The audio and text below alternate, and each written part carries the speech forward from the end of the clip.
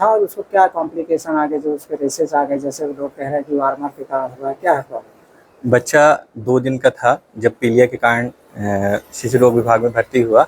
उसको पीलिया के लिए फोटोथेरेपी मशीन पे रखा हुआ था। उससे पीलिया ठीक करने के लिए नीली लाइट में रखा हुआ था।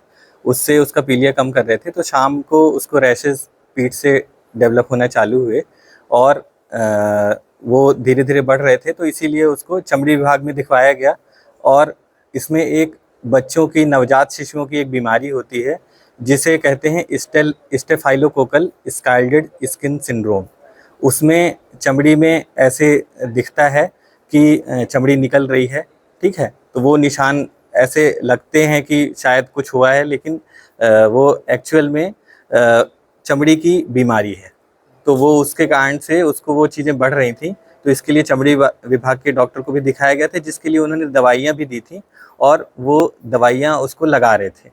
और उसके बारे में परिजनों को सुबह एक बार बताया गया था, क्योंकि माँ की कंडीशन थोड़ी गड़बड़ हो रही थी और माँ को रेफ़र किया गया था। तो वो ऐसा कह रहे थे परिजन कि बच्चे को भी आप रेफ़र कर दें, तो माँ और बच्चे दोनों को हम एक साथ रख सकेंगे।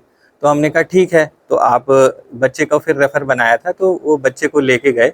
अब उन्हें हो सकता है कि बीमारी के बारे में जो और परिजन रहे उन्हें जानकारी ना रही हो, इस कारण से इस तरह का शायद विवाद उत्पन्न हुआ। मतलब ये फोटोथेरेपी मशीन पे में जो था वार्मर था, उसके चलते नहीं हुआ? उसके चलते नहीं है, ये एक चमड़ी की बीमारी है जिसके कारण ऐसा दिख रहा है।